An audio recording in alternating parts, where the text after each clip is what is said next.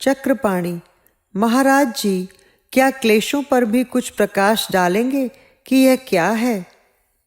परम संत: ये चित्त पर आए हुए 5 आवरण हैं जो आत्म प्रकाश को ढक लेते हैं तथा संस्कार संचय में सहायक होते हैं। ये 5 हैं। प्रथम, अविद्या अर्थात भ्रम। वास्तव में यही प्रथम तथा सबसे बड़ा आवरण है।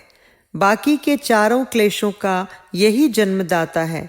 इसके उदय हो उठने पर अनित्य जगत तथा शरीर में नित्य की भावना, दुख में सुख की भावना, अपवित्रता में पवित्रता की भावना तथा अनात्म में आत्म की भावना हो जाती है। दूसरा, अस्मिता अर्थात अहम भाव अर्थात जीव भाव। देखने वाला तो आत्मा है, किंतु आत्मा की चैतन्य शक्ति के से चित्त में तादात्म्य होने से भ्रांतिवश चित्त में यह भाव उठ हो जाता है कि मैं ही चैतन्य हूँ, मैं ही देखने वाला हूँ। अस्मिता अर्थात अहम भाव अर्थात जीव भाव। देखने वाला तो आत्मा है, किंतु आत्मा की चैतन्य शक्ति के चित्त में तादात्म्य होने से भ्रांतिवश चित्त में यह भाव उदय हो जाता है कि मैं ही चैतन्य हूँ, मैं ही देखने वाला हूँ। राग, यह तीसरा क्लेश है। सुख भोगने के पीछे जो सुख भोग की इच्छा बनी रहती है वह राग है। चौथा, द्वेष। दुख भोग के पश्चात मन में जो संस्कार बने रहते हैं वह द्वेष है। पांचवा, अभिनिवेश। मरने से भय तथा जीने की इच्छा। यह प्रत्येक जीव में स्वभावतः ही बना रहता है। जीव कितना ही बड़ा विद्वान क्यों न हो जाए, यह क्लेश तब तक उसका पीछा नहीं छोड़ते जब तक शक्ति अंतर्मुखी जागृत होकर इन आवरणों को उतार नहीं देती। नारायणी, आपने प्रारंभावस्था तथा सिद्ध अवस्था की बात की है। ये अवस्थाएं क्या हैं? परम संत: महायोग में उदय होने वाली उन्नति की अवस्थाओं को 4 भागों में बांटा गया है। आरंभावस्था, घटावस्था, परिचय अवस्था तथा निष्पत्ति अवस्था। जब तक मनुष्य शक्ति की जागृत अवस्था प्राप्त नहीं कर लेता तब तक वह जगत में ही डोलता रहता है। इन अवस्थाओं का आरंभ भी शक्ति की जागृति से ही होता है। आरंभावस्था, इसके नाम से ही इसका अर्थ प्रकट होता है। इस अवस्था में क्रियाओं में शरीर का आधार अधिक रहता है, अर्थात क्रियाओं को दूसरे लोगों द्वारा भी देखा या सुना जा सकता है। शरीर में ऊपर उठने के लिए शक्ति को पहले शरीर को ही आधार बनाना पड़ता है। वैसे यह साधक की चित्त स्थिति तथा संस्कारों पर ही आधारित है कि ज्ञान, भक्ति, योग, ध्यान, हठ, नाद कहाँ से आरंभ करना है। मन, बुद्धि, हृदय, शरीर या इंद्रियां, कौन सा आधार लेना साधन का श्री गणेश करना है। किंतु एक बात स्पष्ट है कि प्रायः साधक आरंभावस्था से आगे नहीं बढ़ पाते। इसमें जितना आनंद उन्हें प्राप्त होता है उसी को परमानंद मानते हैं। इसलिए शरीर तथा जगत से लगाव भी बना रहता है तथा थोड़ा थोड़ा क्रियाओं का आनंद भी लूटते रहते हैं। इसका कारण साक्षी भाव तथा समर्पण भाव की कमी कहा जा सकता है। साधन के साथ व्यवहार शुद्धि का न होना भी एक कारण है। गुरु तथा ईश्वर के प्रति अटूट श्रद्धा तथा समर्पण, निरंतर साधन तथा सेवा भाव, जगत के प्रति वैराग्य किंतु कर्तव्य के प्रति जागरूक, यही आरंभावस्था से आगे बढ़ने का रहस्य है। घटावस्था, घट का अर्थ मटका तो है ही, पर अध्यात्म में शरीर को भी घट कहा जाता है। जिस प्रकार मटका जल से लबालब भर जाता है, उसी प्रकार शक्ति रूपी जल भी सारे शरीर में, अंग प्रत्यंग में, रोम रोम में भरा हुआ महसूस होता है। वासनाएं क्षीण तथा सत्व गुण की प्रधानता हो जाती है। निरंतर शक्ति के नशे में ही साधक सराबोर रहता है। जगत तुच्छ तथा अनित्य लगने लगता है। घटावस्था का यह अर्थ नहीं है कि आरंभावस्था पूर्णतया समाप्त हो जाती है, अपितु आरंभावस्था में घटावस्था मिलकर मुख्य स्थान प्राप्त कर लेती है, जिससे शरीर तथा मन दोनों अध्यात्म रंग में रंगे जाते हैं। चलते, बोलते या देखते समय इंद्रियों के स्थान पर इंद्रियों के माध्यम से शक्ति की क्रियाशीलता अनुभव होती है। प्रायः साधक घटावस्था तक पहुंच ही नहीं पाते, आरंभावस्था में ही घूमा करते हैं। कई साधक तो प्रमादवश साधन के प्रति उदासीन होकर मार्ग ही त्याग बैठते हैं। जो चलते भी हैं वे भी वैराग्य के अभाव में शरीर से ऊपर उठ पाने में कठिनाई अनुभव करते हैं। फिर भी शक्ति अपना कार्य करती रहती है, किंतु साधक का सहयोग कम होने से समय अधिक लगता है। परिचय अवस्था, यह तीसरी अवस्था है जो बहुत ऊंची तथा सिद्ध है। इसमें जीवन शक्ति प्राण से साधक का पूर्ण परिचय हो जाता है। आत्मस्थित चित्त से ऊपर उठकर चैतन्य में स्थापित हो जाती है तथा चैतन्य अपने शुद्ध स्वरूप में अवस्थित हो जाता है। तब शक्ति की अनुभूति क्रिया के माध्यम से नहीं होती, क्योंकि संस्कार तथा वासना जिसके आधार पर क्रिया हो रही थी पूर्णतया नाश हो चुके होते हैं।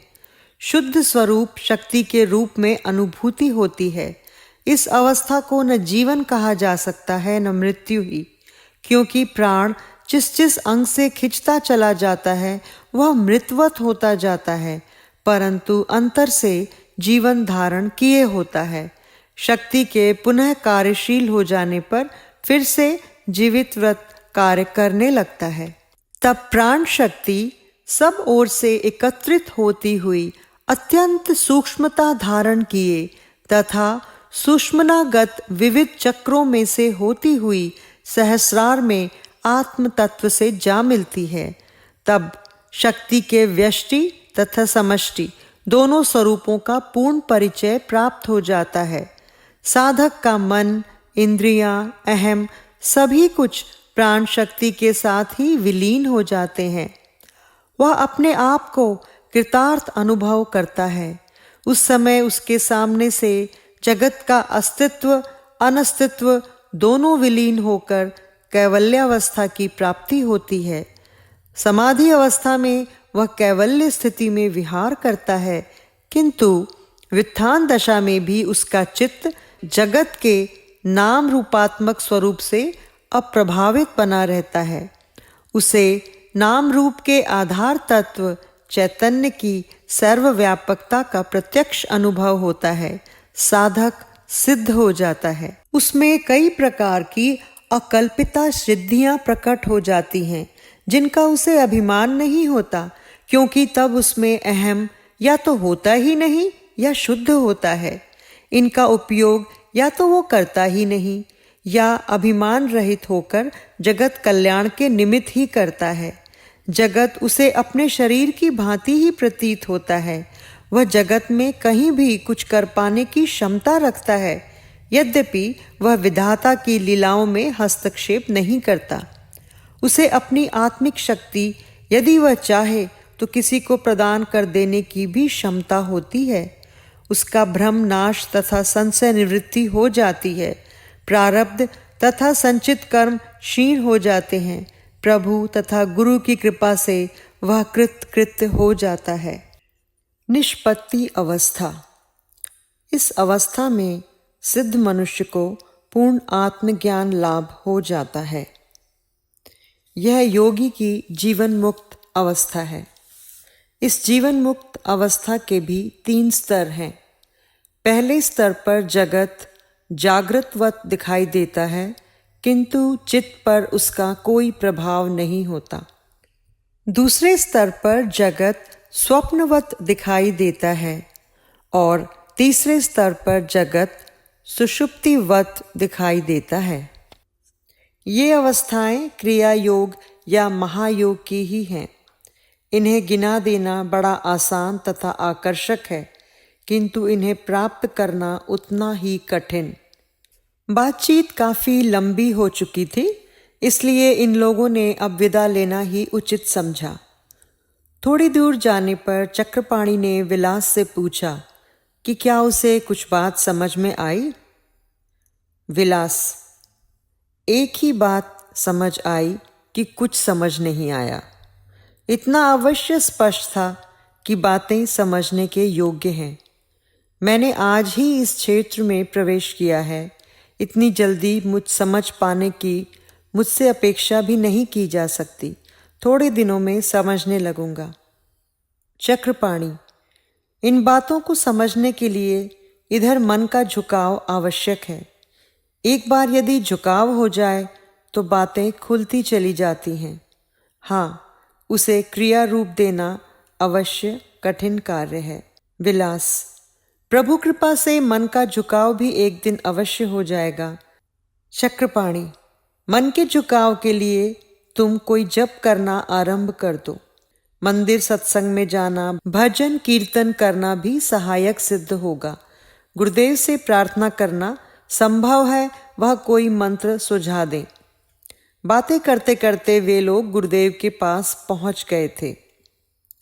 गुरुदेव: परम संत जी से सत्संग हो गया? चक्रपाणि: हो गया गुरुदेव, बड़े जानकार तथा अनुभवी हैं। गुरुदेव: सो तो है ही। आपके मित्र विलास को कैसा लगा? चक्रपाणि: इनका किसी आश्रम में जाने का तथा इस प्रकार की बातें सुनने का यह प्रथम अवसर है। गुरुदेव: हर किसी का कोई न कोई दिन प्रथम अवसर होता है, किंतु एक बात मैं इन्हें अवश्य कहूँगा कि जिस ईमानदारी के साथ यह नास्तिकता में लगे हुए थे, उसी ईमानदारी के साथ अब आस्तिकता में लग जाएं, बस बेड़ा पार हो जाएगा। विलास: गुरुदेव, यदि आपकी कृपा हो जाए तो मुझे जप के लिए कोई मंत्र बता देने की कृपा करें। गुरुदेव: वैसे तो मंत्र की दीक्षा होती है, किंतु अभी आपको जो मंत्र अच्छा लगता हो उसका जप करें। आपने क्या कोई मंत्र सुना हुआ है? क्या वह आपको अच्छा लगता है? विलास: मैं तो केवल राम ही जानता हूँ। गुरुदेव: बहुत अच्छा है, उसी का जप किया करो। जो प्रभु की शरण ग्रहण करने चाहते हो तो प्रभु अवश्य ही उनकी सहायता एवं रक्षा करते हैं। बस गंभीरता तथा ईमानदारी अपनाए रखो। नारायणी: गुरुदेव, परम संत जी बता रहे थे कि ईश्वर प्रणिधान से समाधि की प्राप्ति होती है। गुरुदेव: हाँ, ईश्वर प्रणिधान का यही फल है। पहले तो जप, प्राणायाम अथवा किसी साधना का अभ्यास करते करते या गुरु कृपा से शक्ति की जागृति या चेतना प्रत्यक्ष चेतना होती है तथा ईश्वर प्रणिधान अर्थात ईश्वर को प्रत्यक्ष या निश्चित धारण करने की स्थिति उत्पन्न होती है। तब जागृत शक्ति अपनी क्रियाशीलता से संचित संस्कारों, वासनाओं तथा विकारों को क्षीण करने का कार्य आरंभ करती है। यदि साधक में साक्षी भाव तथा समर्पण बना रहे तो धीरे धीरे इनको क्षीण करती जाती है। इसके साथ ही साधक को व्यवहार शुद्धि, सहनशीलता तथा उदारता से प्रारब्ध को ही क्षीण करना होता है तथा भविष्य में प्रारब्ध निर्माण तथा संस्कार संचय के क्रम को भी रोक देना होता है। उसके पश्चात क्लेशों के रूप में पड़े हुए चित्त पर से आवरणों को उतारने का कार्य जागृत शक्ति को करना होता है। यह आवरण ही संस्कार संचय तथा प्रारब्ध निर्माण का मूल है। इन्हें उतारने के लिए साधक को तपना पड़ता है। क्रियाओं का अवलोकन, साक्षी भाव, समर्पण भाव इस तप के मुख्य अंग हैं। तब धीरे धीरे आवरण उतरते जाते हैं, शक्ति ऊपर चढ़ती जाती है। पहले शाक्तोपाय अर्थात अपने से भिन्नत्व की अनुभूति कराती है, फिर शांभोपाय अर्थात अभिन्नत्व का अनुभव प्रकट करती है।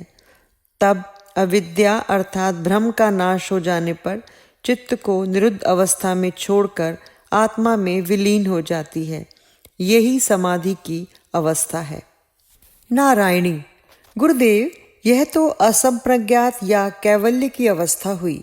उससे पहले संप्रज्ञात भी तो है। गुरुदेव, संप्रज्ञात तथा असंप्रज्ञात में काफी अंतर है।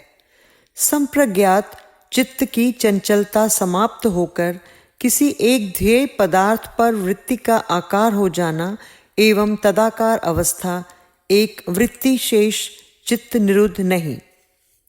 असंप्रज्ञात चित्त का सकल वृत्ति निरोध होकर निरुद्ध हो जाना, जगत के भाव तथा अभाव दोनों के ज्ञान का अभाव, क्योंकि ज्ञान संचय करने का यंत्र चित्त पूरी तरह कार्य रहित। जो ध्यान का अभ्यास करते हैं उनकी बात दूसरी है। शक्तिपात के पश्चात अभ्यास का स्थान समर्पण ले लेता है, इसलिए साधन में क्रिया रूप में ही अपने आप ध्येय पदार्थ अपने अंतर में अपने समक्ष प्रकट हो जाता है तथा क्रिया में ही एकाग्रता उदय होकर चित्त की तदाकार अवस्था आ जाती है, अर्थात संप्रज्ञात का अनुभव होता रहता है। असंप्रज्ञात समाधि की प्राप्ति भी क्रिया रूप में ही प्रकट होती है। शक्ति प्रति प्रसव क्रम में आत्माभिमुखी होती हुई आवरणों तथा भ्रम का नाश करती हुई परम शिव में विलीन हो जाती है। नारायणी, इस ध्येय की प्राप्ति में विघ्न तो आते ही होंगे, है ना महाराज? गुरुदेव, योग दर्शन में 9 प्रकार के विघ्न बताए गए हैं।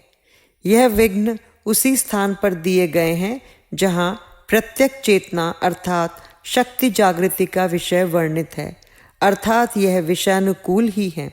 व्याधि अर्थात शारीरिक रोग, कोई व्याधि हो जाने पर साधन करना कठिन हो जाता है। स्त्यायान चित्त की अकर्मण्यता, इच्छा होने पर भी किसी कार्य को करने के लिए उत्साह या क्षमता का अभाव। संशय विश्वास की कमी। प्रमाद लापरवाही। आलस्य मन में उत्साह हो तो किंतु शरीर में जड़ता या तमोगुण की अधिकता। अविरति विषय भोग से विरत हो जाने पर पुनः रति भाव का जागृत हो जाना। भ्रांति दर्शन साधन की विरोधी बातों को सहायक तथा सहायक को विरोधी बातें मान लेना। अलब्ध भूमिकत्व योग की उन्नति के योग्य चित्त भूमिका न होना। अनवस्थित्व ऊंची अवस्था प्राप्त होने पर भी उसमें निरंतर स्थिति का अभाव। 9 प्रकार का इन विघ्नों के अतिरिक्त 5 प्रकार के अन्य सहयोगी विघ्न भी कहे गए हैं। दुख किसी दुख के कारण मन में विक्षेप आ जाना। दौर्मनस्य उन्नति में देर लगने पर चित्त विक्षिप्त हो जाना। श्वास प्राणवायु को बाहर रोके होने पर अनिच्छा होते हुए अंदर आ जाना। प्रश्वास यदि प्राणवायु अंदर रोकी हो तो इच्छा नहीं होने पर भी बाहर निकल जाना। अंगमेव जयत्व चित्त की एकाग्र अवस्था में कंपन होने लगना। इस प्रकार योग दर्शन में ये 14 विघ्न बताए गए हैं। यदि साधक सावधान रहे तो इन पर बहुत कुछ काबू पाया जा सकता है। इसके अतिरिक्त गीता में भी अधिक खाने वाले, भूखे रहने वाले, अधिक सोने वाले या कम सोने वाले तथा कर्म करते समय जिसकी चेष्टाएं युक्त नहीं होती उसका योग सिद्ध नहीं होता है। इसके अतिरिक्त भय अथवा क्रोध करना, वृथा ही बहुत बोलना, किसी नियम को बनाकर उसमें बंध जाना तथा योग साधन के विरोधी लोगों से संग करना, यह भी साधन के विघ्न कहे गए हैं। नारायणी, आपने कहा कि यदि सावधान होकर रहा जाए तो इन विघ्नों पर काबू पाया जा सकता है, उससे आपका क्या अभिप्राय है? गुरुदेव, यह सभी विघ्न मन की चंचलता तथा दुर्बलता का ही परिणाम है।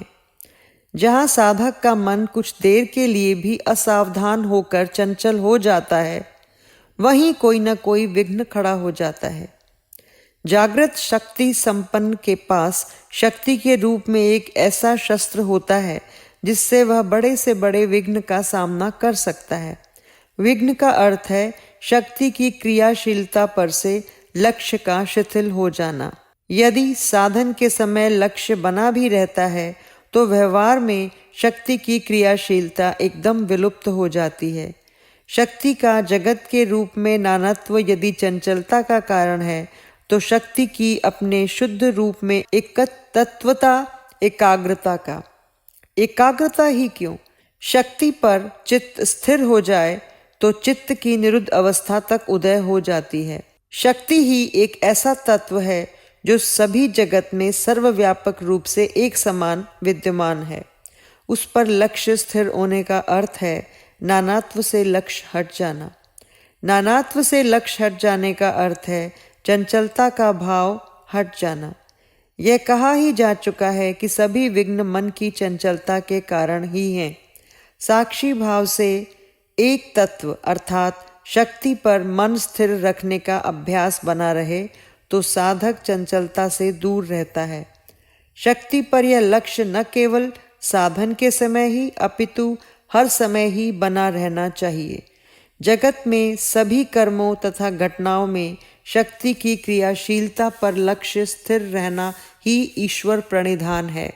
कभी है और कभी नहीं है अर्थात निरंतरता के बिना ईश्वर प्रणिधान का अनुभव तथा भाव भी निरंतरता धारण नहीं कर सकता।